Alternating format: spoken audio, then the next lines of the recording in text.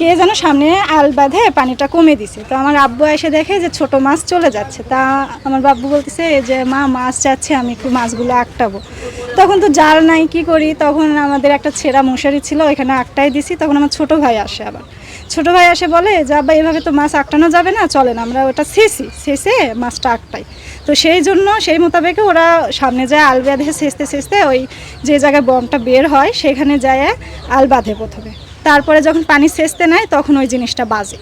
তখন একটা বের করার পরে একে একে আরও দুইটা বের হয়। যখন পুলিশ আসে তারপরে তো এখান থেকে পুলিশের পরে আপনার আর্মির পরে বিডিআর একের পর এক চলে আসতেছে, এই আর কি। এখন এটা ভয় যে এই জিনিসগুলো আলোগোয় থেকে, এটা ভয় যে আমরা কল্পনা করতে পারি না যে আমাদের বাড়ির আশেপাশে এরকম জিনিস কখনো থাকবে।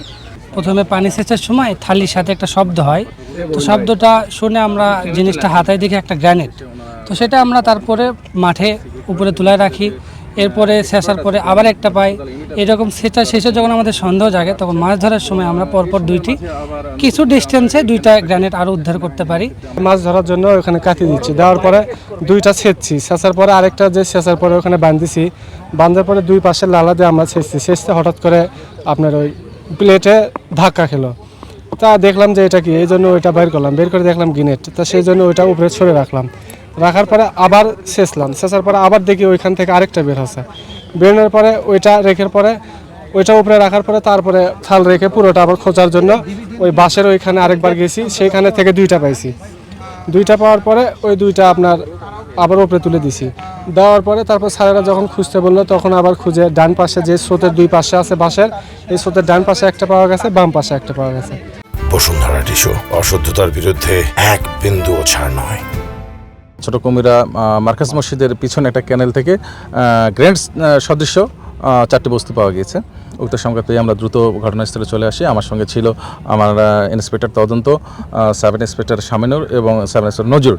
আমরা এসে প্রথমে এইগুলো দেখে গ্রেনেড সদস্য বস্তুগুলো দেখে আমরা শনাক্ত করি যে এগুলো আসলে অরিজিনাল গ্রেনেড এবং এগুলো অনেক পুরানো। আমরা যতগুলো যা দেখেছি এগুলো বেশ কয়েক বছর হয়তো বা পুরানো, ডোবাতে থাকার কারণে গায়ে মরিচা ধরেছে।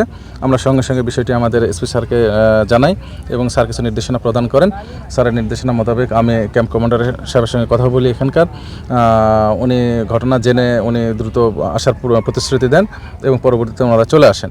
আসার পরে আমার বোমাগুলোকে ওনারা কর্ডন করেন, নিরাপদ স্থানে নেন এবং উনি আমাদের যে বোম নিষ্ক্রিয় করার যে ইউনিট আছে, যারা এক্সপার্ট আছেন ক্যান্টনমেন্টে, তাদের সঙ্গে উনি কথা বলেন এবং তারাও অলরেডি আমরা শুনেছি যে তারা রওনা করেছেন।